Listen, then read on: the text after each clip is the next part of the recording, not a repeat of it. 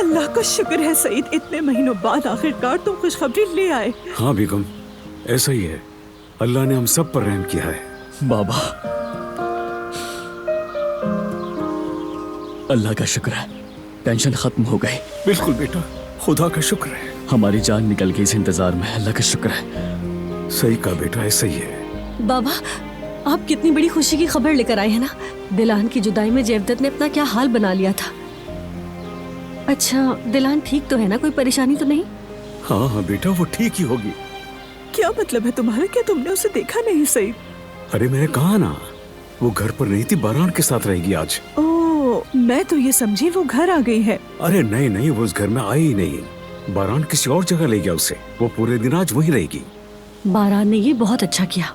अल्लाह जाने बेचारी दिलान ने क्या कुछ झेला होगा। अच्छा है शौहर के साथ कुछ वक्त गुजारे। अरे कम से कम फोन करके उसकी आवाज तो सुन ले।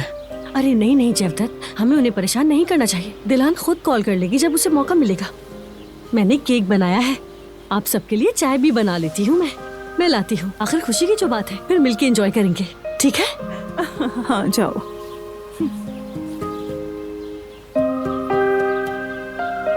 आइए बैठिए।